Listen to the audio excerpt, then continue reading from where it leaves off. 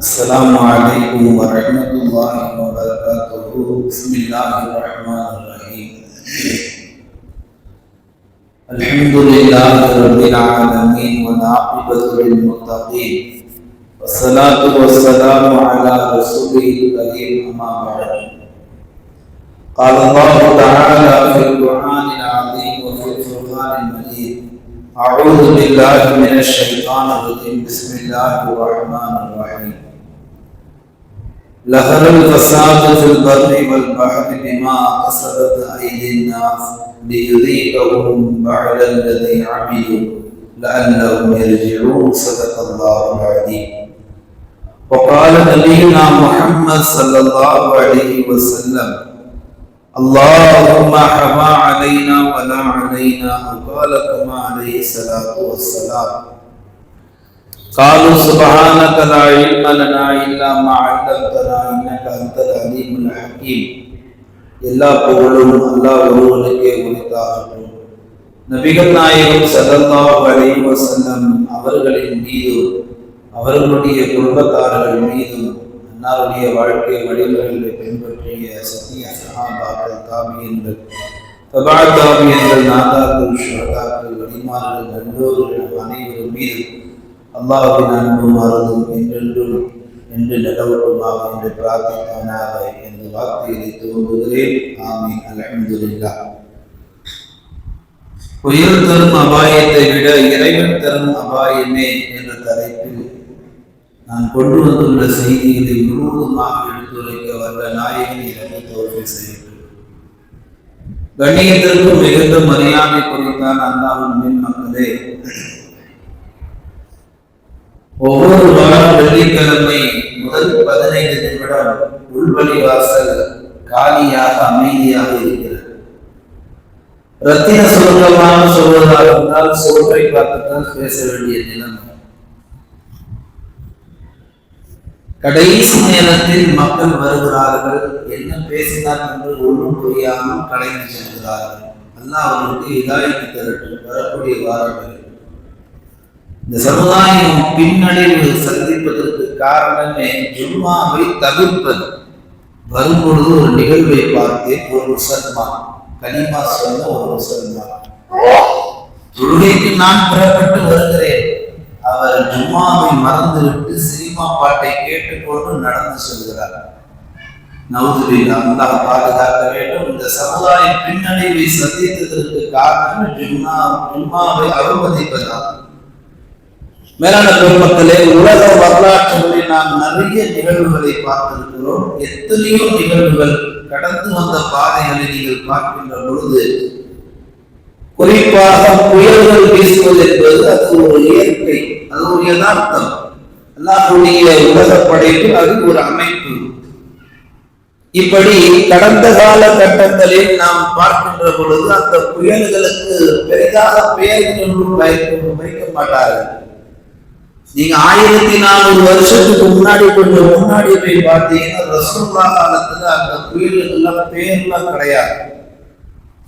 எதனால இதை மையப்படுத்தி இப்ப பேசப்படுதுன்னா, அந்த ஆரம்ப காலகட்டங்கள்ல தொழில்நுட்பம் எதுவும் இல்லாத காரணத்தினால் அதற்காக முக்கியத்துவம் தரப்படவில்லை. இப்ப இன்னைக்கு தொழில்நுட்பம் நல்ல வளர்ச்சி அடைஞ்சிருக்கு. அதனால என்ன செய்யலாம், வேலை இல்லாம ஏதாவது பேரை வச்சுக்கிட்டு, சரி அந்த பேருக்கு என்ன அர்த்தம் உடமாட்டம் கேட்பா அவன் கேட்க மாட்டான். அவன் வச்ச பேர் ஒன்னா இருக்கும், அது அடிக்கிறது ஒன்னா இருக்கும். அவன் எந்த நேரத்தில் அந்த பேர் வச்சான்னு தெரியல. அதுவும் தமிழ்நாட்டில் உள்ள மக்கள் எல்லாம் வருமா வராதா அப்படின்னு ராவும் பகலமா எதிர்பார்த்துட்டு இருக்கிறார். இங்க சொல்ல வரக்கூடிய செய்தி, புயல் தரக்கூடிய அந்த ஒரு பயம் இருக்குல்ல, அந்த ஒரு எச்சரிக்கை, அதற்கு பயப்படக்கூடிய நாம் அந்த புயலை அனுப்பி வைக்கக்கூடிய ரப்பை மறந்து விட்டோம். இங்க எல்லா ஆற்றலும் எல்லா சக்தியும் அல்லாஹ் ஒருவனுக்கு மட்டுமே உரித்தானது. குர்ஆன்ல ஓதக்கூடியவனுக்கு தெரியும், எல்லா இடங்களிலும் குர்ஆன்ல பார்த்தீங்கன்னா இன்னல்லாஹ அலா குல்லி ஷைஇன் கதீர், எல்லா வஸ்துக்கள் மீது அல்லாஹ் ஆற்றல் படைத்தவன், சக்தி பெற்றவன் என்பதாக நிறைய இடங்கள்ல வரும். அதே குர்ஆன்ல ஹக்கீம் என்ற வார்த்தை 91 இடங்கள்ல வருது. ஹக்கீம் என்று சொன்னால் நுட்பமான, ரொம்ப மதிநுட்பமானவர். ஒரு காரியத்தை எப்படி செய்யுன்றது அல்லாஹ்விட்ட தான் கத்துக்கணும். உலகத்துல யாருமே அதுக்கு ரோல் மாடல் கிடையாது. அல்லாஹ் அழகா ஒரு காரியத்தை நகர்த்துவான். நாம எதிர்பார்க்கிறது ஒன்னா இருக்கும், அது ஒண்ணு நடக்குது ஒன்னா இருக்கும். நாம நினைச்சிட்டு இருப்போம் ஆம்பளை பிள்ளை பிறக்கும், ஆனா பொம்பளை பிள்ளை பிறக்கும். நாம நினைச்சிட்டு இருப்போம் திருமணமாகி குழந்தை பிறகுன்னு, திருமணமாகி தாத்தா வயசாகியும் குழந்தை பிறக்காது. நேற்றைய சோசியல் மீடியாவில் ஒரு செய்தி, 70 வயது ஒரு பெண் தாய் குழந்தை பெற்றெடுத்தார் என்பது நேற்றைய செய்தி. இப்படி மனிதர்கள் நினைப்பது ஒன்று, அல்லாஹ் நினைப்பது ஒன்று. ஹக்கீம் அல்லாஹ் யாரு? நுட்பமானவர், எல்லா காரியத்தையும் ரொம்ப அழகா கச்சிதமா செய்யக்கூடியவர். இன்றைக்கு புயல்களுக்கு பேர் வைப்பதால் குறிப்பாக உலக மக்களை தவிர்த்து முஸ்லிம் சமுதாயத்தின் மத்தியில் அந்த புயலுடைய பெயர்கள் பரவலாக பேசப்படுகிறது. நீங்க நினைச்சிட்டு இருக்கீங்க அந்த புயலுடைய பெயரை சொல்றதுனால அது நம்மளை தாக்காது. நீங்க அந்த புயலுடைய பெயரை சொல்வதை விட அந்த புயலை அனுப்பினான் ரப்பு, அவன் பெயரை சொல்லுங்கள். முடிந்தால் அவன் அந்த புயலை விட்டு உங்களை பாதுகாப்பான். உங்களுடைய உயிர்களையும் உங்களுடைய உடல்களையும் ஒட்டுமொத்தமாக பாதுகாத்து உங்களை காலங்காலமாக இந்த மண்ணில வாழ வைப்பார். இதெல்லாம் பார்க்கும்போது எப்படி தெரியுதுன்னு கேட்டீங்கன்னா, ஒரு காலகட்டத்துல நபிமார்கள் எத்தனை நபிமார்கள் இந்த மண்ணுக்கு ஏகத்துவ கொள்கையை எடுத்து சொன்னாங்களோ, அதை அப்படி சொல்லும் பொழுது அந்த மக்கள்லாம் அதை புறக்கணிச்சாங்க, அதை அவமதிச்சாங்க. எத்தனை நபிமார்கள் உலகத்திலேயே 180 மணி நேரம் புயல் அடிச்சதுன்னு சொன்னா அது முன்பு வரலாற்றில் நடந்த ஒரு புயல் தான். சாலி அலைஹிஸ்ஸலாம் காலத்துல 7 நாள் 7 பகல் 7 இரவு புயல் அடிச்சது. இன்னைக்கு 4 நாளா புயல் அடிச்சுன்னு தமிழ்நாட்டில் அடிச்ச பாடு இல்லை, அடிக்குமான்னு தெரியல. எத்தனை விஷயங்கள் சோசியல் மீடியால, எத்தனை வேலைகள் கெட்டு போகுது, எத்தனை வேலைகள் தொடங்கப்படாமல் போகுது, எத்தனை படிப்புகள் வீணா போகுது. புயல் வரும், இன்னைக்கு லீவ் விடப்பட்டுச்சு, எங்கெல்லாம் விஞ்ஞானம் நமக்கு அறிவிப்பு செய்கிறதோ, இன்றைக்கு புயல் வரும், இன்றைக்கு மழை வரும், அங்கெல்லாம் விஞ்ஞானம் தோற்று போய் கொண்டே இருக்கிறது. குர்ஆன்ல அல்லாஹ் அழகா வர்ணிச்சு பேசுவான். நான் தான் என்பதாக அல்லாஹ் சொல்லுவான். 5 விஷயங்கள் அல்லாஹ் முற்படுத்தும். அதுல ஒண்ணு, நாளைக்கு மழை பெய்யுமா பெய்யாதா அது எனக்கு தான் தெரியும். வானிலை மையம் வேண்டுமான என்ன செய்யலாம், அறிவிப்பு செய்யலாம். அவன் பேசும்போது அப்படிதான் பேசுவான், லேசான மிதமான அதிகாரம் தான் சொல்லுவான். ஆனா அவனால உறுதியா சொல்ல முடியாது. மேலான பெருமக்களே, நாம் கவனித்துக் கொள்ள வேண்டிய செய்தி, உலகத்திலேயே இப்பொழுது நாம் நம்முடைய வாழ்க்கையை பார்த்த புயல்கள் எல்லாம் விட முந்தைய நபிமார்கள் காலத்தில் வீசப்பட்ட புயல்கள் ஆகப்படும் மோசம். புயல் தரக்கூடிய அபாயம் இருக்குது, அதை விட அல்லாஹ் ஏற்படுத்துவான் ஒரு அபாயம், அதுதான் பெரிய அபாயம். சாலி அலைஹிஸ்ஸலாமுடைய காலத்துல 7 நாள் அடிச்சது புயல். 7 பகல் தொடர்ந்து 7 இரவு வெளியே போக முடியாது, எந்த வேலையும் செய்ய முடியாது. யோசிச்சு பாருங்க, கிட்டத்தட்ட தான புயலுக்கு 3 மடங்கு 4 மடங்கு வச்சுக்கோங்க. தான புயல் எந்த வேகத்துல அடிச்சது, 120 அடிச்சது. தாமிஷா கோட்டை பக்கம் எத்தனையோ பள்ளிவாசல் மினாரங்கள் எல்லாம் பறந்து போனது, எத்தனையோ கூரைகள் எல்லாம் பறந்து போனது, எத்தனையோ பொருள் சேதம் உயிர் சேதம் உண்டானது. அதை விட பன்மடங்கு நபிமார்கள் காலத்தில் வீசிய புயல்கள். உலமாக்கள் சொல்வார்கள், கிட்டத்தட்ட தொடர்ந்து 180 மணி நேரம் அடிச்ச உலகத்துல ஒரு ரெக்கார்டுன்னா அது சாலி அலைஹிஸ்ஸலாமுடைய காலத்தில் நடந்ததுதான். எதனால் அல்லாஹ் அப்படிப்பட்ட ஒரு மோசமான ஒரு அபாயத்தை ஏற்படுத்தினா? நீங்க கவனிக்க வேண்டிய செய்தி, முந்தைய நபிமார்கள் வாழ்க்கையில ஏற்பட்ட அந்த இயற்கை பேரிடர்கள், அந்த மக்கள் அந்த பேரிடர்களை பயப்படவில்லை. அவர்கள் அல்லாஹ்வை மறுத்து வாழ்ந்தாலும் கூட அல்லாஹ்வின் மூலம் வரக்கூடிய இந்த பேரிடர்களை கண்டு பயப்படாமல் அல்லாஹ்வை பயந்தார்கள். ஃபிரௌன் ஒரு கட்டத்துல தன்னை ரப்புன்னு சொல்லிட்டு இருந்தவன் நடுக்கடல்ல போய் அவன் பயப்பது எதனால? அந்த ஆழமான ஆழ்கடலில் நான் உயிர் போகிறது என்ற அந்த நொடி பொழுது அவன் பயந்தான் அல்லவா, அந்த பயம்தான் அவனை தவறை உணர வைத்தது. அல்லாஹ் தஆலா ஒரு பயத்தை தருகின்ற பொழுது மக்கள் விளங்கிக் கொண்டார்கள், இதனால் ஒண்ணுமல்ல, இதை அனுப்புகிறானே அவன்தான் முக்கியமானவன், அவனிடத்தில் தான் நாம் சரண்டர் ஆக வேண்டும் என்று முந்திய வாழ்ந்த அத்தனை மறுப்பாளர்களும் விளங்கிக் கொண்டார்கள். எல்லா நபிமாரும் உணர்ந்து கொண்டார்கள். சாலிஹ் அலைஹிஸ்ஸலாம் தன் மக்கள்கிட்ட போய் பண்பா பேசுறாங்க, ரொம்ப அன்பா பேசுறாங்க. அல்லாஹ்வை வணங்குங்க, அல்லாஹ்வை மட்டுமே வணங்குங்கன்னு சொல்லி ஏகத்துவத்தை எடுத்து சொல்றாங்க. அந்த மக்கள் என்ன செய்தார்கள்? நாங்கள் அல்லாஹ்வை வணங்க வேண்டும் என்றால் நீங்கள் ஏதாவது அற்புதங்களை செய்து காட்ட வேண்டும். என்ன அற்புதம் செய்யணும்?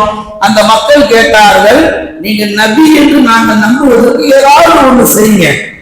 சொன்னதான செய்ய அப்படின்னா அந்த மலையிலிருந்து ஒரு ஒட்டகத்தை வர வைங்க அப்படின்னா. ரொம்ப மோசமானவங்க, ரொம்ப கொழுப்பெடுத்தவங்க. சாலிஹ் அலைஹிஸ்ஸலாம் ஒரு நொடி ஆடி போயிட்டாங்க. இப்படி கேட்கிறீங்களே, மலையிலிருந்து எப்படி அல்லாஹ்வால முடியும், அதுக்காண்டி இப்படி இல்லாமாவா? அப்ப கேட்டாங்க, ஒட்டகத்தை வர வை. ஒட்டகத்தை வர வச்சாங்க. தனியா தோடு அல்லாட்ட அழுது மன்றாடி துவா செய்து, நீ அனுப்புறனே நபியா ஏத்துக்க மாட்டாங்க, எப்படியாவது எனக்கு உதவி செய். நபி துவா செஞ்சாங்க. அல்லாஹ் தஆலா அந்த மலையிலிருந்து ஒட்டகத்தை வர வச்சான். அவங்க போட்ட நிபந்தனை, அந்த ஒட்டகம் வரும் பொழுது கர்ப்பிணியா வரணும் அப்படின்னாங்க. அது அதோட பெரிய கொழுப்படுத்த வார்த்தை. அதுக்கும் துவா செஞ்சாங்க. அந்த ஒட்டகம் கர்ப்பிணியா வந்துச்சு. 2 ஒட்டகம், தாயும் தாய் குட்டியும் இரண்டும் அந்த மக்களுக்கு மத்தியிலே சந்தோஷமாக இருந்த காலத்தில் சாலிஹ் நபி சொன்னார்கள், அருமை மக்களே, உங்களுக்கு ஒரு நிபந்தனை நான் விதிக்கிறேன். தயவு செய்து இந்த ஒட்டகத்தின் அருகாமல் யாரும் செல்ல வேண்டாம், இதை யாரும் தொந்தரவு செய்ய வேண்டாம், இதற்கு எந்த ஒரு இடையூறும் யாரும் தர வேண்டாம். இதை பயன்படுத்திக் கொள்ளுங்கள், சவாரி செய்யலாம், உங்க தேவைக்கு பயன்படுத்திக்கலாம், அதுக்கு நீங்க பாலை கறந்து குடிச்சிக்கலாம், எல்லாம் செய்யலாம், மாறாக தொந்தரவு செய்யாது. ஏன்? அல்லாஹ்வுடைய ஒட்டகம், முக்கியமானது அல்லாஹ்வுடைய ஒட்டகம். அந்த மக்கள் என்ன செய்தார்கள்? சரி என்று தலையாட்டினார்கள். மக்கள் எல்லாம் நபியை நபியாக ஏற்கும் அந்த தருணத்தில் அந்த கூட்டத்துடைய தலைவன் என்ன செய்கிறான்? நபியை நபியா ஏற்க மறுக்கிறான். அந்த கூட்டத்தில் ஒரு போய் சொல்றார், எல்லாம் ஏற்றுட்டாங்க தலைவரா நபியை, நீங்க நம்ம கூட்டத்துடைய தலைவரா இருக்கிறீங்க, நீங்க ஏற்க மறுத்தீங்கன்னு சொன்னா உங்களுக்கு அடிமையா இருந்த கூட்டம் இப்ப சாலிஹ் அடிமையாயிரும். இது மறுக்கிற நேரம் இல்ல, தயவு செய்து ஏற்றுக்குன்னு சொன்னவும் அவனுக்கு அந்த தன்னுடைய தற்பெருமை தடுக்க முடியாது. தலைவனா இருக்கிறது முக்கியம் இல்லை, அந்த தலைவன் தன்னடக்கத்தோடு இருக்க வேண்டும், ஒழுக்கத்தோடு இருக்க வேண்டும், சமயங்களையும் சூழ்நிலை கவனித்து நடக்க வேண்டும். அந்த தலைவர் அன்றைக்கு இஸ்லாத்திற்கு வந்திருந்தார். ஒரு கூட்டமே அந்த தலைவனுக்கு பின்னால் இஸ்லாத்தை ஏற்றும் என்பதாக உலமாக்கள் சொல்லுகிறார்கள். தலைவன் அன்றைக்கு மறுத்ததால் ஒரு பெரும் கூட்டம் ஷிர்கிலே அழிந்து போனது. என்ன ஆச்சு? ஊர் மக்கள் எல்லாம் ஒரு நிபந்தனைக்கு வந்தார்கள். ஊர்ல ஒரு கிணறு, அந்த கிணறுல ஊர் மக்கள் ஒரு நாளைக்கு என்ன செய்யணும்? ஊர் மக்கள் எல்லாம் போய் தண்ணி குடிக்கணும், ஒரு நாள் ஒட்டகம் தண்ணி குடிக்கணும், இதுதான் நிபந்தனை. அப்படி ஒரு நாளுக்கு ஒரு நாள் தண்ணீர் குடிக்கக்கூடிய அந்த சூழ்நிலையில் அந்த ஒட்டகம் தண்ணீர் குடிக்கின்ற பொழுது ஒரு நாள் அந்த கூட்டத்தில் இருந்த ஒருவன் இப்படி கிளப்பி விட்டான். பொதுவா கூட்டத்துக்கு வேலையை கொளுத்தி போடுறதுதான். ஆமா, இது வாயில்லா ஜீவன், ஒரு நாள் இந்த ஒட்டகம் தண்ணி குடிக்குமா, நாங்க அது நின்று வேடிக்கை பார்க்கணுமா, ஒரு நாள் நாங்க குடிக்கணுமா, இது நின்று வேடிக்கை பார்க்குமா, இதெல்லாம் என்ன நியாயம் அப்படின்னு சொல்லி அந்த கூட்டத்துல ஒருத்தர் கொளுத்தி போட எல்லா மக்களும் அதை ஆமோதித்தார்கள். சொல்வது சரியா தானே இருக்கு என்று சொல்லி அந்த கூட்டத்திலே ஒரு குழு கிளம்பியது. இந்த ஒட்டகத்தை ஒரு வழி பண்ணாட்டா நமக்கு இங்க நிரந்தரமா தண்ணி குடிக்க வாய்ப்பு இருக்காரு சொல்லி 9 பேர் கொண்ட குழு என்ன செய்கிறார்கள்? அல்லாஹ்வுடைய ஒட்டகத்தை கொலை செய்வதற்கு திட்டம் தீட்டினார்கள். அந்த ஒட்டகம் தனிமையில தண்ணீர் குடிக்க வந்த பொழுது அதில் ஒருவன் என்ன செய்கிறார்? ஒட்டகத்துடைய காலை குறி வைத்து அம்பு எய்கிறான், ஒருவர் கழுத்தை குறி வைத்து அம்பு எய்கிறான். அந்த ஒட்டகம் வழியில துடித்து இறந்து போனது. இதை பார்த்து அந்த ஒட்டகத்துடைய குட்டி மலைகளுக்கு மத்தியிலே ஓடி சென்று அல்லாஹ்வை அழைக்கிறது, யா ரப்பு, என் தாய் எங்கே? என் தாயின் அருள்பொருள் கேட்கிறது, என் தாய் எங்கே? அல்லாஹ் என்ன செய்தான்? 2 மலைகளை பாறைகளை விரிக்க செய்து அந்த குட்டி அல்லாஹ் தண்ணீர் பக்கம் எடுத்துக் கொண்டான். பாறையிலிருந்து வந்த அந்த குட்டியை பாறையில் எடுத்துக்கிட்டான். அல்லாஹ்வுடைய ஒட்டகத்தை அநியாயமா கொன்றதுனால அல்லாஹ் தஆலாவுடைய வேதனைக்கு ஆளானார்கள். இன்னைக்கு டிவியில போட்டு பயம் காட்டிட்டு இருக்கிறாங்கல்ல, அடுத்த 24 மணி நேரத்தில், அடுத்த 36 மணி நேரத்தில், நாளை மாலை, இன்று மாலை மிரட்ட வருகிறான், உருட்ட வருகிறான், உங்களை ஒரு வழி பண்ண வருகிறான், மக்களை பீதியில வைத்திருக்கக்கூடிய அந்த ஒரு பழக்கம் இருக்கு, அது ரொம்ப மோசமான பழக்கம். யார் எந்த மதத்தை சேர்ந்த வேண்டுமானால் இருக்கட்டும், இங்க ஒரு உண்மை என்னன்னா, அல்லாஹ் நாடாம எதுவுமே நடக்காது. இதுதான் சத்தியம். அல்லாஹ் சாலிஹ் அலைஹிஸ்ஸலாம் உத்தரவு போட்டான், நபியே அந்த மக்களுக்கு சொல்லுங்கள், இன்றையிலிருந்து 4 நாட்கள் தொடர்ந்து அவர்களுக்கு கெடு ஆரம்பித்து விட்டது. அல்லாஹ் சொல்லி அனுப்பினான். சாலிஹ் அலைஹிஸ்ஸலாம் தன் மக்கள்கிட்ட போய் சொல்றாங்க, முதல் நாள் வியாழக்கிழமை உங்களுக்கு அல்லாஹ் தஆலா கெடுதி ஆரம்பிக்கக்கூடிய நாள். உங்களுடைய எல்லா முகங்களும் உடல் அமைப்பும் மஞ்சள் நிறத்திற்கு மாறும். உண்மையிலும் மஞ்சள் நிறத்திற்கு மாறிச்சு. அந்த மக்கள் எல்லாம் அதை பெருசா எடுக்கல. அடுத்த நாள் வெள்ளிக்கிழமை உங்கள் முகங்கள் உடல் அமைப்பு எல்லாம் சிகப்பு நிறத்துக்கு மாறும். சிகப்பு நிறத்துக்கு மாறிச்சு, அதையும் பெருசா பொருட்படுத்தல. 3ஆம் நாள் சனிக்கிழமை, பொதுவா சனிக்கிழமைன்றது பாத்தீங்கன்னா அல்லாஹ்வுக்கு இந்த உம்மத்துக்கு ஏதோ ஒரு கனெக்ஷன். சனிக்கிழமை மீன் பிடிக்க போக வேற அல்லாஹ் சொல்லியும் போனாங்க அல்லவா, அல்லாஹ்வுடைய கோபத்துக்கு ஆளானாங்க. சனிக்கிழமையில அல்லாஹ்வுடைய ஏதோ ஒரு கனெக்ஷன். சனிக்கிழமை பாத்தீங்கன்னு சொன்னா அந்த மக்களுக்கு அல்லாஹ் தன் முகங்களை கருப்பு நிறத்தை போன்று ஆக்கினான். அந்த மக்கள் அதையும் பொருட்படுத்தல. 4வது நாள் சாலிஹ் அலைஹிஸ்ஸலாம் அந்த உம்மத்துக்கு வரும் பொழுது அந்த மக்கள் படும் வேதனையை பார்த்துட்டு அந்த வேதனையும் கூட மஞ்சள் நிறம், சிவப்பு நிறம், கருப்பு நிறமாக பின்னாலும் கூட அந்த மக்கள் என்ன ஒண்ணு கேட்டாங்கன்னா, ஏதோ வேதனை வருதுன்னு சொன்னீங்க, ஒரு வேதனையும் காணும். அவங்க அந்த நிறங்கள் எல்லாம் பெருசா எடுக்கல. மீண்டும் சாலிஹை நோண்டினார்கள். அல்லாஹ் என்ன செய்தான், அவர்கள் இரவுகளிலே வீடுகளிலே தங்கி இருக்கின்ற பொழுது ஒரு பெரும் இடி சத்தத்தை தந்தான். அந்த இடி சத்தத்தில் எல்லோரும் மடிந்து போனார்கள் என்பதாக குர்ஆன் வரலாறு பேசுகிறது. அந்த வரலாற்றில் இன்னும் உலமாக்கள் சொல்லி காட்டுவார்கள். வரலாற்று வரிகள்ல அந்த கூட்டத்துல ஒரு பெண்மணிக்கு கையும் காலும் நொண்டியமாக இருந்தது. அந்த பேரிடி சத்தம் ஏற்படுகின்ற பொழுது அந்த நொண்டி கை காலுமான அந்த பெண்ணுக்கு காலும் கையும் சரியாகி போகிறது. அல்லாஹ் தந்த அந்த தண்டனையில அந்த அதிர்ச்சி தாங்க முடியாம நொண்டி காலு சரியாயிடுச்சு, நொண்டி கையும் சரியாயிடுச்சு. அந்த அம்மா இறங்கி ஊருக்குள்ள என்ன செய்யறாங்க, வேகமா ஓட்டு எடுக்கிறாங்க. போய் ஒரு இடத்துல என்ன செய்யறாங்க, ஒரு வீட்டின் அருகாமையில் நிற்கின்ற பொழுது தாகத்தால் தண்ணீர் கேட்கிறார்கள். அப்பொழுது அங்க நடந்த சம்பவத்தை இந்த பெண்மணி எடுத்து சொல்கிறார்கள். இப்படி எல்லாம் நபி வந்தார்கள், இப்படி எல்லாம் எங்களை வணங்க சொன்னார்கள், நாங்கள் மறுத்தோம், இப்படி எல்லாம் தண்டனைக்கு ஆளானோம். அல்லாஹ்வுடைய தண்டனையிலே என்னுடைய பிறந்த நோய் குணமானது என்று சொன்னதற்கு பின்னால் அந்த பெண்மணி இறந்து போனார். ஏன் அந்த பெண்மணிக்கு நொண்டி சரியாகி அவர் தண்ணி குடித்து இறந்து போனார் என்று சொன்னார். உலமாக்கள் விவரிப்பார்கள். சாலிஹ் அலைஹிஸ்ஸலாம் நபியா இருந்த பொழுது ஊர் மக்கள் நபியை எதிர்த்து நின்றார்கள். அதுல நொண்டியார் அந்த பெண்மணி எதிர்த்து நின்றார். சில பேருக்கு அந்த ஹேண்டிகாப் பாத்தீங்கன்னா தனியா ஒரு ஃபேட் இருக்கும். ஒரு கை கால் இல்லையே, கொஞ்சம் தன்னடக்கத்தோட நடப்பது கிடையாது. ஒரு கை கால் இழந்தாலும் கூட, காதுகள் தேங்காட்டால் கூட ஒரு வகையான கிண்டல் கேலி இருக்கும். இப்ப நொண்டியா இருக்கும் போது கூட நபி சாலிஹ் அலைஹிஸ்ஸலாமை அந்த பெண்மணி கிட்டத்தட்ட 90க்கும் மேற்பட்ட முறை விமர்சித்திருக்கிறார், இவர் நபியா என்று. அதனால் அல்லாஹ் அந்த பெண்மணியும் தண்டித்தான். அந்த பெண்மணிக்கும் அந்த ஊர் மக்களுக்கும் அல்லாஹ் தஆலா பேர் அபாயத்தை ஏற்படுத்தினார் என்பதாக வரலாற்றுகளிலே பார்க்க முடியும் என்று சொன்னால், நாம் கவனித்துக் கொள்ள வேண்டிய விஷயம், இங்கு அல்லாஹ்வால் தரப்படக்கூடிய இயற்கை பேரிடர்களுக்கு எந்த சக்தியும் கிடையாது. அல்லாஹ் அனுப்புகிறான் அல்லவா, அவன் தான் சக்தி வாய்ந்தவன். அப்படிப்பட்டவனுக்கு நாம் வாழும் காலம் எல்லாம் பயந்து வாழ்ந்தால் அல்லாஹு தஆலா நம்மை பாதுகாக்கிறான். அனஸ் இப்னு மாலிக் ரலியல்லாஹு தஆலா அவருக்கு இன்னொரு சஹாபி அன்னை ஆயிஷா போய் கேட்கிறாங்க, நிலநடுக்கங்கள் எதனால் ஏற்படுகிறது, கடலில் கொந்தளிப்புகள் எதனால் ஏற்படுகிறது, கடும் சூறாவளி எதனால் ஏற்படுகிறது? அன்னை ஆயிஷா ரலியல்லாஹு அவர்கள் சொன்னார்கள், மக்கள் எல்லாம் விபச்சாரத்திலே மூழ்கி போனார், மக்கள் எல்லாம் மதுவிலே மூழ்கி போனால், மக்கள் வட்டியிலே மூழ்கி போனால், மக்கள் ஹராமிலே மூழ்கி போனால் அல்லாஹ்வுடைய தண்டனைகள், அல்லாஹ்வுடைய அபாய எச்சரிக்கை உலகத்திலே இயற்கையின் பேரிடர்கள் வழியாக அல்லாஹ் வெளிப்படுத்துவார். அனஸ் இப்னு மாலிக் கேட்டார்கள், இந்த அபாய எச்சரிக்கையை நாங்கள் எப்படி எடுத்துக் கொள்வது? சொன்னார்கள் அன்னை ஆயிஷா அவர்கள், இந்த அபாய எச்சரிக்கை மூமின்களுக்கு ரஹ்மத்தாகவும் உபதேசமாகவும் காஃபிர்களுக்கு பெரும் அதிர்ச்சியாகவும் பெரும் கை சேதமாகும் என்பதாக கூறினார்கள். அனஸ் இப்னு மாலிக் அவர்கள் அறிவிக்கிறார்கள், ரசூலுடைய நபி மொழிகளில் இந்த நபி மொழிதான் எனக்கு ஆக சிறந்த நபி மொழி.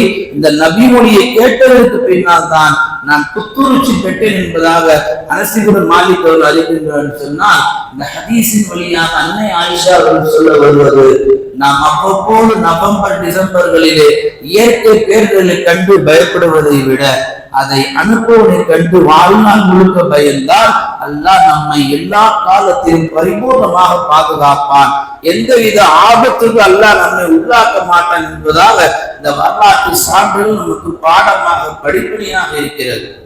குர்ஆன்ல அல்லாஹ் பேசுவான், லஹரல் ஃபஸாது ஃபில் பர்ரி வல் பஹரி பிமா கஸபத் ஐனின் நாஸ்.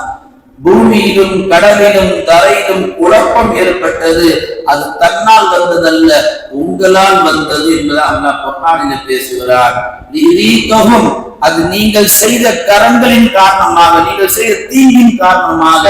எனவே நீங்கள் செய்த தீமைக்கு தண்டனை என்பதாக அல்லாஹ் இது போன்ற சூறாவளி காற்றுகளை நமக்கு அனுப்புகின்ற பொழுது ஏதோ இயற்கை சீசன் நம்ம அல்லாஹ் எடுத்துக்கோன்னு சொல்லல, சமுதாயத்துல தீமை பருகி கிடக்குது, தலைவிரிச்சி ஆடுது. இன்னைக்கு முஸ்லிம் சமுதாயத்துக்கிட்டே என்ன கிடையாது, ஒரு ஒழுக்கம், ஒரு கண்ணியம், ஒரு அழகிய பண்பாடு எதுவுமே இல்லை. கண்டதே காட்சி கொண்டதே போலும் என்ற ஒரு வாழ்க்கை இன்றைக்கு மாற்றா தந்து அப்படியே ஊடுருவி இஸ்லாமியர்களை குடிபெயர்ந்து நேரம் கிடைத்தால் தொப்பி போட்டுக் கொள்ளலாம், அல்லாஹ் அக்பர் சொல்லிக் கொள்ளலாம் என்ற நிலைக்கு முஸ்லிம்கள் இன்று வந்துவிட்டார்கள். மேலான பெருமக்களே, ஐங்கால தொழுகைக்கு தக்பீர் கட்ட வேண்டிய நாம் இன்றைக்கு அடுத்த ஒரு ஜனாசாக்களில் மட்டுமே போய் தக்பீர் கட்டுகிறோம், இந்த மையத்துக்கு துவா செய்தவனாக என்று. ஐங்கால தொழுகை தொழ வேண்டிய பொறுப்பு நம்மின் மீது இருக்கிறது அல்லவா? மேலான பெருமக்களே, ஹதீஸ்ல வரக்கூடிய செய்தி, ஸல்லல்லாஹு அலைஹி வஸல்லம் சொல்வார்கள், ஒரு துவா கற்பித்து தருவார்கள். இது போன்ற கடுமையான சூறாவளி காற்று மழை அடிக்கின்ற பொழுது நீங்கள் இந்த துவாவை சொல்லுங்கள், அல்லாஹும்ம ஹவா அலைனா வலா அலைனா. யா அல்லாஹ், இது போன்ற காற்றுகள் யா அல்லாஹ் பசுமை வாழ்ந்த விளைச்சல் நிறைந்த வயல்களுக்கு ஒரு பக்கம் திருப்பி வை, காடுகளுக்கு பக்கம் திருப்பி வை, எங்கள் மீது சுமத்தி விடாது என்ற துவாவை பெருமானார் கற்றுத் தந்தார்கள். இங்க என்ன நடக்குதுன்னா, அந்த கடுமையான சூறாவை காற்று அடிக்கின்ற பொழுது அல்லது புயல் வரக்கூடிய அந்த நேரங்களை நொடிகளை அறிந்து கொண்டு தான் வைத்திருக்கக்கூடிய மொபைல் போன்கள்ல ஒரு வீடியோ ரெக்கார்ட் பண்ணி நாங்க இந்த புயல்ல என்ன செய்யணும், ரீல்ஸ் எடுத்துன்னு சொல்லி வெளியிடக்கூடிய முஸ்லிம் சமுதாயம் இன்றைக்கு இதெல்லாம் திருந்திக் கொள்ள வேண்டும். அல்லாஹ் தஆலாவுடைய கோபம் இதெல்லாம். இயற்கை என்று சொன்னால் ஒரு அளவுதான். இன்னைக்கு இயற்கையை தாண்டி பாருங்க, 4-5 நாட்களா ஆக்கிரமிச்சிருக்கு. புயல் வருமா வராதா? எல்லாருக்கும் அது ஒரு சந்தேகமாயி போயிடுச்சு. அது வந்தா எப்படி இருக்கும்? நிறைய பேர் இப்படி பேசுறாங்க, இப்படி எல்லாம் அமைதியா இருக்கக்கூடாது, பெரிய வல்லுநர்கள் மாறி, பெரிய ஆய்வாளர்கள் மாறி, பெரிய சயின்டிஸ்ட் மாறி, இதை மேற்படியாக பேசக்கூடிய நாம் எதற்கு அல்லாஹ்வை வணங்குவதில் கொஞ்சம் பின்தங்கி இருக்கிறோம்? அதுபோல நேரங்களில் கையில திக்ர் செய்யலாமே, அல்லாஹ்வை நினைக்கலாமே, திருந்தாதவர்கள் இது போன்ற புயல்களுடைய காரணங்களின் நாட்களில் தன்னை முழுவதுமாக மாற்றிக் கொள்ளலாமே. அது எதுவும் செய்யாம சும்மா மேற்படியா நின்று இதெல்லாம் அப்படிதான் இப்படிதான் சொல்லி போறது எவ்வளவு பெரிய ஒரு அபாய ஒரு எச்சரிக்கை. அதுபோல அல்லாஹ்வுடைய கோபம் வெளிப்படுகின்ற பொழுது ஒட்டுமொத்தமாக நாம் அழிக்கப்படுவோம் என்பதாக அல்லாஹ் தன் திருமறையிலே பேசுகிறார்.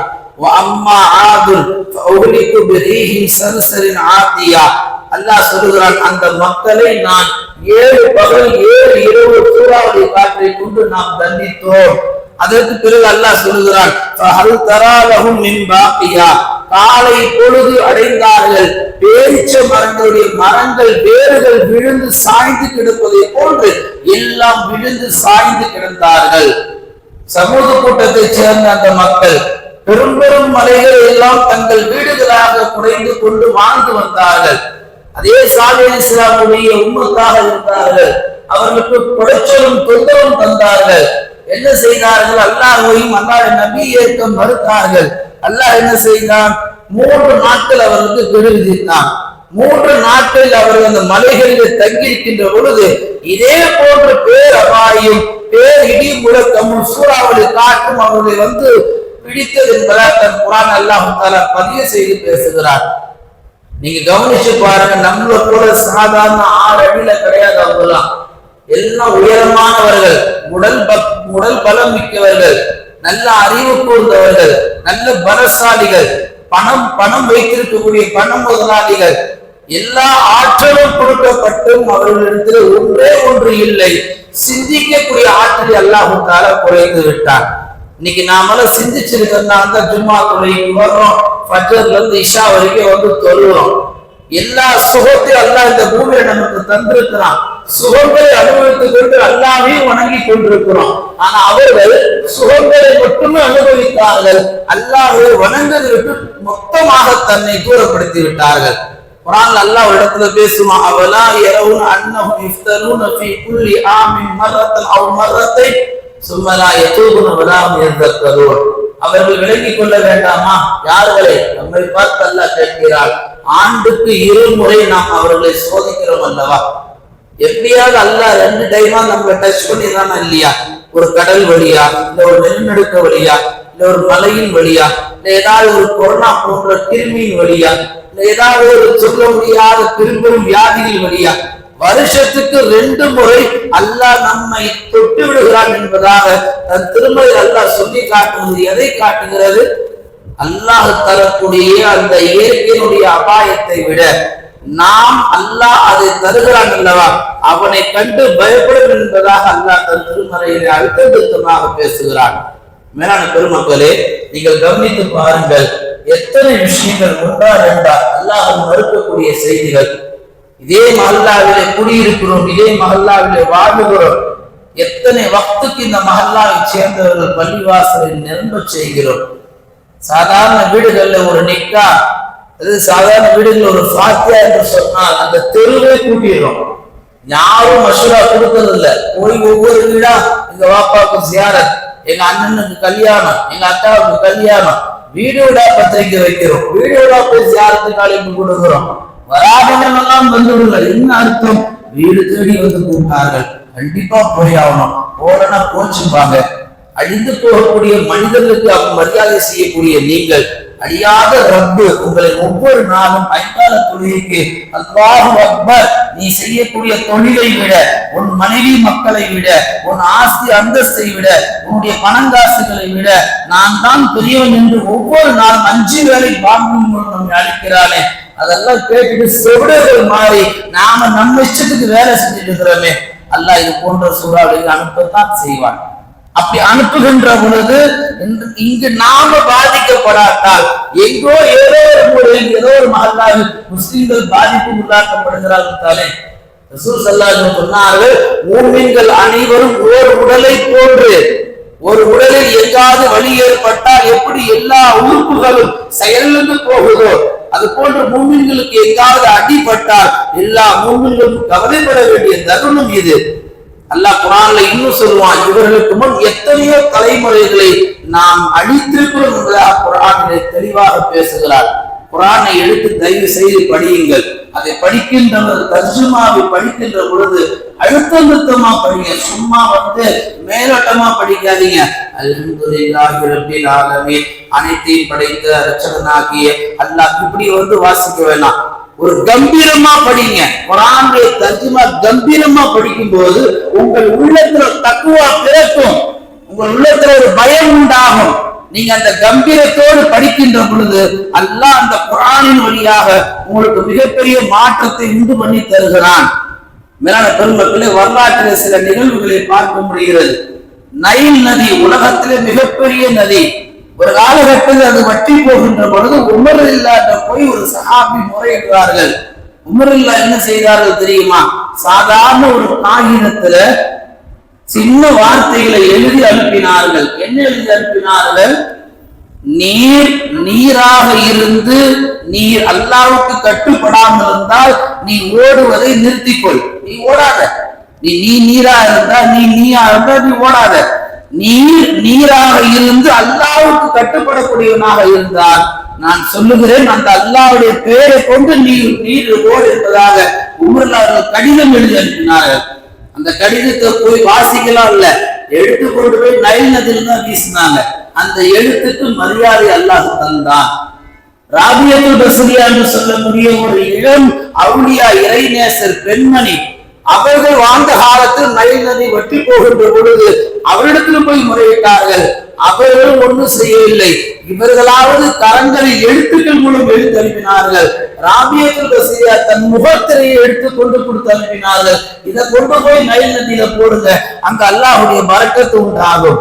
இந்த ரெண்டு வரலாற்றை கவனித்து பாருங்க. உமருல்லாவுடைய எழுத்திற்கும் ராபியத்துல் பஸ்ரியாவுடைய அந்த திரைக்கு உண்டான அந்த மதிப்பும் மரியாதையும் இன்னைக்கு காலங்காலமா மஹல்லால எல்லாரும் தொழுதுட்டு இருக்கிறோம். இது போன்ற இயற்கையான பேரழிவு நாட்களில் நாம் கையெழுதி துவா கேட்டால் உண்மையிலே அந்த பேர் வராமலே போயிருமே.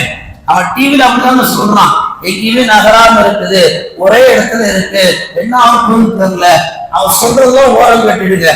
நாம அல்லாட்ட கையெழுந்துனா அது வராம போயிருமே, தடுத்துடலாமே. போன வாரம் ஜும்மால சொன்னது போன்று இந்த உம்மத்திற்கு அல்லாஹ் தந்த பேர் ஆயுதம் துவா மட்டும்தான். நீங்க தொடர்ந்து துவா செய்யுங்கள், அல்லாஹ் அந்த பேரை வராமலே ஆக்கிடுவான். எதனால அழுத்தமாக பேசப்படும் சொன்னா, இது போன்ற இயற்கையான பேரழிவுகளின் மூலம் என்னாக ஏதாக என்று பயந்து நவீனங்கள் விஞ்ஞானங்கள் நாளுக்கு நாள் நடக்க வேண்டிய அந்த கட்டாய கடமைகள் எல்லாம் முடக்கப்படுகின்றன. எத்தனை கல்விக்கூடங்கள் மூடப்படுகின்றன, எத்தனை தொழிற்சாலைகள் மூடப்படுகின்றன, எத்தனை வேலை கடைகள் மூடப்படுகின்றன. காரணம் என்ன? ஒரே ஒரு விஷயம்தான், புயல் வரப்போகுது. அது வந்தா வந்துட்டு போகட்டும், நாம் அல்லாட்ட துவா செய்வோம். நபிகள் நாயகத்துடைய பழக்கம் என்னன்னா, மதீனாவுல ஏதாவது புயல்கள் அடித்தால் பெருமானார் பள்ளிவாசலை நோக்கி வந்து அல்லாட்ட தொழுது துவா செய்வார்கள். இன்னைக்கு நாம என்ன செய்யறோம்? புயல் அடிக்கும் போது பள்ளிவாசல் பக்கம் வராம வீட்லயே உட்கார்ந்து லைவா பாக்குறோம், என்ன நடக்குது ஏது நடக்குது. பெருமக்களே, அல்லாஹ் குர்ஆன்ல தெளிவா சொல்லுவோம், 5 விஷயங்கள் நாளை என்ன நடக்கும் என்பதை உங்களில் யாராலும் கணிக்க முடியாது. 2வது செய்தி, கருவறையில் உள்ள நிலைகளை யாராலும் உங்களில் அறிந்து கொள்ள முடியாது. 3வது செய்தி, உங்களில் நாளை யார் என்ன எவ்வளவு சம்பாதிப்பார்கள் என்பதையும் யாராலும் அறிந்து கொள்ள முடியாத செய்தி. 4வது, ஒரு மனிதர் எந்த இடத்துல பிறப்பார், எந்த இடத்துல மரணிப்பார் என்பதையும் யாரும் அறிந்து கொள்ள முடியாத செய்தி. 5வது, நாளைக்கு மழை பொழியுமா என்பதையும் கூட உங்களில் யாராலும் அறிந்து கொள்ள முடியாத செய்தி. இந்த 5 விஷயத்தையும் அல்லாஹ் அடுத்தடுத்தா பேசுறதுல ஒவ்வொன்றும் என்ன நம்ம ஒழிஞ்சிட்டு இருக்கு, நான் தான் இங்க அப்படின்றோம் அல்லாஹ். இது எதுவுமே பெருசு கிடையாது. நான் முடிவெடுத்தால் மட்டும்தான் இந்த 5லும் நீங்கள் எல்லாவற்றையும் அடைந்து கொள்ளலாம். அதுல ஒண்ணு அடங்கியதுதான் அந்த மழை, அந்த சூறாவளி காற்று. மேலான பெருமக்கள், எல்லா ஆற்றலும் எல்லா பொறுப்பும் அல்லாஹ் தன் கைவசம் வைத்திருக்கிறார். முஃமின்களாகிய நாம் அல்லாஹ்விடத்தில் தொடர்ந்து யா அல்லாஹ் இது போன்ற இயற்கையான பேரழிவு எங்களை முழுமையாக பாதுகாத்து துவா கேட்டால் அல்லாஹ் சத்தியமாக பாதுகாப்பான். மேலான பெருமக்களை, நீங்கள் குர்ஆனை பிரட்டி பாருங்கள், எத்தனை சமுதாயம் அழிக்கப்பட்டார்கள். கடுமையான புயலின் மூலமாக அவர்கள் அழிக்கப்பட்டார்கள். கடுமையான கல்மலை, சாதாரண தூரல் கிடையாது, மலை துளிக்கிற கல் மேலிருந்து கல் விழும், ஒவ்வொருத்தரும் தலையிலையும் விழும். அடுத்து அல்லாஹ் சொல்கிறான், கோரமான பேர் இடி முழக்கத்தை கொண்டு நாம் அவர்களை பிடித்தோம். அல்லது பூமியில் அவர்கள் நடந்து வருவார்கள், பூமி 2ஆக விரித்து அவர்கள் நாம் உள்ளே இழுத்துக் கொண்டோம். அடுத்து அல்லாஹ் சொல்லுகிறான், அவர்களை நாம் கடலிலே மூழ்கடித்தோம். பெரிய செல்வந்தனா இருந்த காரூனை நாம் ஒட்டுமொத்தமாக அமைக்கினோம் என்பதா குர்ஆன் அல்லாஹ் ஒவ்வொன்றாக இப்படி வரலாற்றாக பேசி வரக்கூடிய ஒவ்வொரு பாடமும் இங்க அல்லாஹ் ஏற்படுத்தி தரக்கூடிய அபாயத்தான் பேரபாயமாக இருக்கிறது. இந்த வரலாற்றுகளை நாம் படிக்கின்ற பொழுது நமக்குள் ஒரு அச்சமும் பயமும் பிறக்க வேண்டும். அல்லாமா ராசி ரஹ்மத்துல்லாஹி அலைஹி மிகப்பெரிய ஒரு இமாம் அவர்கள் மக்களுக்கு மத்தியிலே ஒரு முறை நின்று கொண்டிருக்கும் பொழுது அவர்கள் மயக்கமுற்று கீழே விழுந்து விட்டார்கள். எல்லா மக்களும் என்ன பண்ணாங்க, அவர் இருக்கிறாரா இல்லையா செக் பண்ணி பார்த்ததுல பிபி ரொம்ப லோவா அடிக்க ஆள் மூத்தா போயிட்டாரு சொல்லி கொண்டு போய் அடக்கமே பண்ணிட்டாங்க. அடக்கம் பண்ணதுக்கு பின்னாடி கபர்ல இருந்து அவருக்கு மயக்கம் தெரியுது. மயக்கம் தெரிய அவர் முடிச்சு பார்க்கிறார், நம்ம ஏதோ குளிர படுத்து கிடக்கிறோம், என்ன எப்படி அல்லாஹ் வெளியே கொண்டு வருவான், வாய்ப்பே இல்லையே. அப்ப அவர் கபூர்ல ஒரு நேர்ச்சை பண்றார், யா அல்லாஹ் என்னை எப்படியாவது நீ வெளியே கொண்டு வந்துட்டீங்கன்னா நான் நினைச்சதை உன்கிட்ட நான் செஞ்சு காட்டுறேன். நான் என்ன நேர்ச்சை பண்ணணும், அந்த கபர் வழியா ஒருத்தர் கஃன் துணியை சரி செய்ய வந்தவர் என்ன செய்கிறார், கபர்ல ஏதோ ஒரு சப்தங்கள் வருது, அசைவம் சொல்லி கபரை தோண்டி பார்த்தா அல்லாமா இமாம் ராஜி ரஹ்மத்துல்லாஹி அவர்கள் உயிரோடு படுத்து கிடக்கிறார்கள். இந்த வரலாற்றின் வழியாக அல்லாஹ் சொல்ல வருவது, இங்கு உயிர் வாழ்வதும் இங்கு மரணித்து போவதும் இயற்கை பேரிடர்கள் அல்ல, ரப்பாகிய நான் மட்டும்தான் என்பதை அல்லாஹ் இங்க தெளிவாக பதிவு செய்கிறார். ஒரு சில விஷயங்களை சொல்லி நிறைவுக்கு வருகிறேன். இந்த இயற்கையான பேரிடர்கள் இந்த மண்ணிலே அவ்வப்போது ஏற்படுவதற்கு காரணம் தெரியுமா? முதல்ல சர்வசாதாரணமா எல்லாரும் இன்னைக்கு நம்ம பார்க்கிறோம், தலாக்க சர்வசாதாரணமா கொடுக்கிறோம். அதே போல ஓரிரை சேர்க்கை, ஆண்களோடு சேர்வது, பெண்களோடு சேர்வது ஹராம் இன்றைக்கு மஹல்லாக்களிலே சர்வசாதாரணமாக நடக்கிறது. மார்க்க கல்வி பேருக்கு தான் மக்கள் மர்சா இருக்கு ஊர்கள்ல, எந்த பிள்ளைகளும் வந்து ஓதுறது கிடையாது. துனியா கல்விக்கு முக்கியத்துவம், மார்க்க கல்வி மங்கி போய் கொண்டிருக்கிறது. அல்லாஹ் தந்த அந்த நியாமத்துக்களை உலகத்துல அனுபவித்துக் கொண்டு அல்லாஹ்வுக்கு நன்றி செலுத்தாம வாழ்ந்து கொண்டிருப்பது. அது மட்டுமல்ல, முஸ்லிம்கள் வீட்டு வாசல்ல வட்டிக்கு விடக்கூடிய வந்து நிற்கிறார்கள். இன்னும் ஒரு படி முஸ்லிம்களே வட்டிக்கு விடுகிறார்கள். இது எத்தனையோ நடக்குது. ஒரு வீட்டுல சொல்றாங்க உங்க ஆளுங்க தான் விடுறாங்க அப்படின்னு. கேட்க எவ்வளவு கேவலமா இருக்கு. வாங்குற காலம் போய் கொடுக்கிற காலம் வந்து விட்டது. இப்படி ஒவ்வொரு தவறான நிகழ்வுகளும் இந்த மண்ணில் அரங்க அல்லாஹ் என்ன செய்வான், தன்னுடைய பாணியில் அவன் தண்டிக்கத்தான் செய்வான். மேலான பெருமக்கள், மைக்கேல் ஜாக்சன் இருக்கிறாங்க அல்லவா, அவன் இளம் வயதில் இருக்கும்போது ஒரு தீர்மானம் எடுத்தான், நாம் ஆரோக்கியமாக வாழ வேண்டும் என்று சொல்லி 150 ஆண்டு காலம் வாழ போறது ஒரு சபதம் எடுத்தான். அப்படி சபதம் எடுத்ததுல அமெரிக்காவில பெரிய பெரிய டாக்டர்கள் கூப்பிட்டு தன் வீட்டுல தினம் பராமரிக்க ஆட்களை வைத்தான். ஒவ்வொரு நாளும் ஆக்சிஜன் நிலை எவ்வளவு இருக்கு, தான் என்ன சாப்பிடணும், தான் எப்படி இருக்கணும், தான் எப்படி நடக்கணும், தன்னுடைய எல்லாவற்றையும் கவனித்துக் ஆட்களை ரெடி செய்தார்.